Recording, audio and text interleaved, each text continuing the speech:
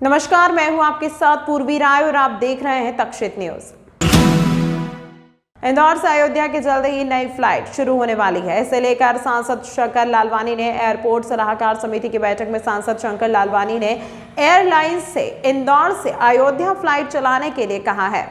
दरअसल 22 जनवरी को राम जन्मभूमि मंदिर की प्राण प्रतिष्ठा समारोह है और इंदौर से भी लोग अयोध्या की यात्रा करना चाहते हैं, इसलिए सांसद लालवानी ने एयरलाइंस से योजना बनाने के लिए कहा है। इसके अलावा एयरपोर्ट पर पार्किंग के विषय में भी चर्चा हुई और जिला प्रशासन, पुलिस एवं एयरपोर्ट अथॉरिटी मिलकर टैक्सी एवं ऑटो संगठन से बात करेंगे एवं एक कमेटी बनाकर समस्याओं को सुलझाया जाएगा। पीक टाइम में एक ही एंट्री गेट होने से यात्रियों को एयरपोर्ट में प्रवेश करने पर काफी समय लगता है, इसलिए एक और एंट्री गेट के लिए खोलने पर सहमति बनी है।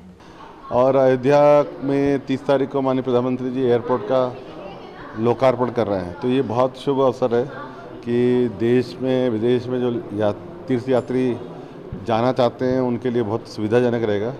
हमने भी कल एयरपोर्ट सलाहकार समिति की मीटिंग थी, उसमें जो एयरलाइंस वाले हैं उनसे कहा है कि इंदौर से भी अयोध्या कनेक्टिविटी होना चाहिए, डिमांड है।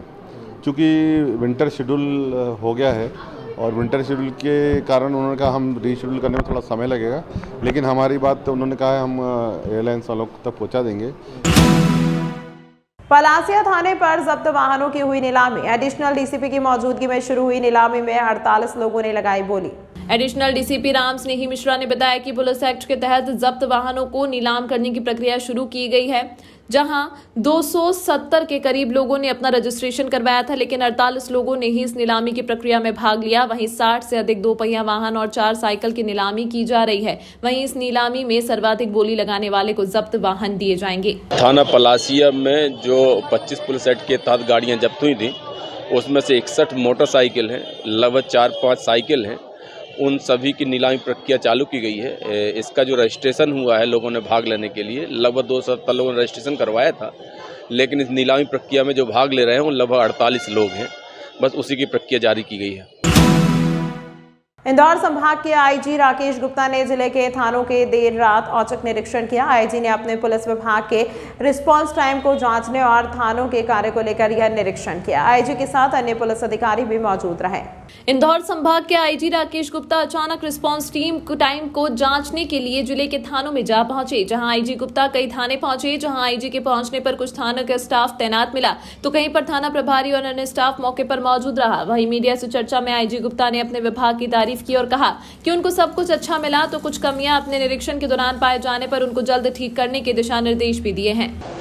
जी, कल पुलिस महानिदेशक महोदय के निर्देश थे, उस पर पालनार्थ हम लोग सबसे पहले मैं रात में पहुंचा थाना बड़वा, तो लगभग 12:30-1 बजे का टाइम रहा होगा, तो मैं थाना बड़वा वहाँ पहुंचा।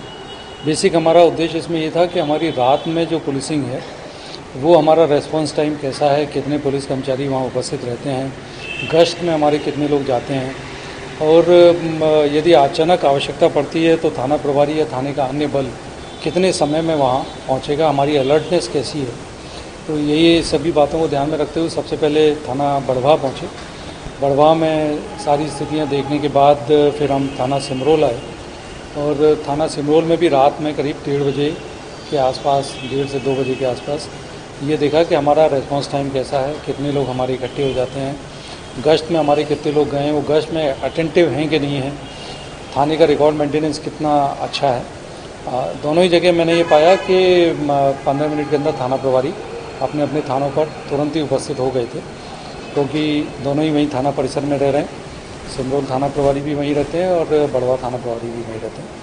तो कुछ चीज़ों में हम लोगों को अपनी कमियां भी दिखाई दी हैं, तो उनमें हम लोगों ने अपना सुधार का काम कर रहे हैं। कुछ चीज़ें मैंने पाई कि वास्तव में बहुत अच्छी थी और अलर्टनेस फोर्स की थी, वो भी कुछ स्थानों पर पाई। खंडवा के गोडाउन में अवैध तरीके से रखे गैस सिलेंडरों में हुए विस्फोट के बाद इंदौर जिला प्रशासन अलर्ट मोड पर आ गया है, जिसमें 3 अवैध गैस गोडाउन पर कार्रवाई करते हुए 22 घरेलू गैस टंकियां जब्त की है। दरअसल खंडवा में हुए हादसे के बाद इंदौर कलेक्टर के निर्देशन पर खाद्य विभाग की टीम ने त्वरित कार्रवाई करते हुए शहर में अवैध रूप से इकट्ठा किए गए गैस गोदामों पर कार्रवाई की। खाद्य विभाग की टीम ने रावजी बाजार थाना क्षेत्र के कुमावतपुरा इलाके में कार्रवाई की, जहां खाद्य विभाग के 5 से ज्यादा अधिकारियों ने सहायक आपूर्ति अधिकारी IPS सेंगर के निर्देशन में कार्रवाई करते हुए 22 घरेलू गैस सिलेंडर जब्त किए। इस कार्रवाई के बारे में जानकारी देते हुए सहायक आपूर्ति अधिकारी IPS सेंगर ने बताया कि आज 3 जगह कार्रवाई की गई है और 22 सिलेंडर जब्त किए गए हैं। तीनों गोदामों के संचालकों पर आवश्यक वस्तु अधिनियम की धाराओं में कार्रवाई करते हुए सिलेंडर जब्त कर लिए गए हैं। आज जिला प्रशासन को प्राप्त शिकायत के आधार पर खाद्य विभाग इंदौर के जांच दल द्वारा कुमावतपुरा झुनू इंदौर स्थित 3 प्रतिष्ठानों की यहां पर जांच की गई। यहां पर शिकायत प्राप्त हुई थी कि घरेलू गैस सिलेंडर का जो है दुरुपयोग हो रहा है, उनका अवैध रूप से क्रय विक्रय करके भंडारण किया जा रहा है। इस पर हमारी जांच दल की टीम ने तीनों पॉइंट्स की जांच की और लगभग यहाँ 20 घरेलू गैस सिलेंडरों का अवैध रूप से क्रय विक्रय भंडारण होना पाया गया। इन 20 सिलेंडरों 20 से 22 सिलेंडर हैं लगभग, इनको हमने आवश्यक वस्तु अधिनियम के अंतर्गत तीनों प्रतिष्ठानों से जब्त किया है और आगे की कार्रवाई कलेक्टर कार्यालय इंदौर से सीमान के न्यायालय में कार्रवाई प्रचलित है। सर, कहीं से पता चल पाया किस गैस एजेंसी से लेकर आ रहे थे और कहाँ ये? अभी तक की प्राथमिक कार्रवाई में ये सब पता नहीं चला है। आगे विवेचना में ये सब चीज़ें आगे आएंगी और उसके अनुसार आगे की कार्रवाई की जाएगी। परदेशीपुरा थाना पुलिस के हत्थे चढ़ा डॉन अवैध मादक पदार्थ की तस्करी करते साथी के साथ पकड़ाया। थाना प्रभारी पंकज द्विवेदी के अनुसार थाना पुलिस द्वारा भंडारी ब्रिज के पास वाहन चेकिंग अभियान चलाया गया था, तभी 2 बाइक सवार युवक पुलिस को देखकर भागने लगे। थाना पुलिस ने घेराबंदी कर दोनों युवकों को पकड़ा। जब दोनों ही युवक की तलाशी ली गई तो उनके पास से अवैध मादक पदार्थ ब्राउन शुगर पाई गई। थाने लाकर जब दोनों से पूछताछ की गई तो दोनों आरोपियों ने बताया कि अवैध ब्राउन शुगर राजस्थान के प्रतापगढ़ से लाई गई थी। आरोपियों ने पूछताछ में अपना नाम आनंद नाइक उर्फ डॉन निवासी गौरीनगर और राकेश चौहान निवासी गोमा की फेल होना बताया। दोनों ही आरोपियों से करीब 52 ग्राम ब्राउन शुगर जब्त कर NDPS एक्ट के तहत मामला दर्ज किया गया।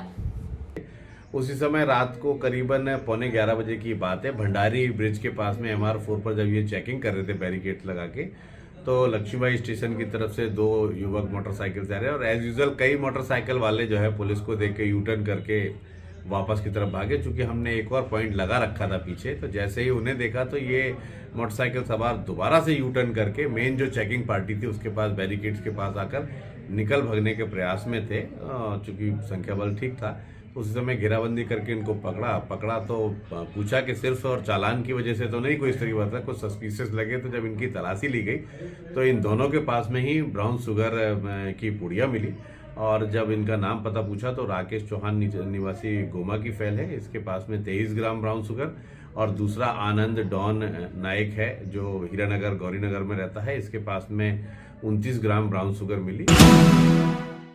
तमाम महत्वपूर्ण खबरों के लिए देखते रहिए तक्षशित न्यूज।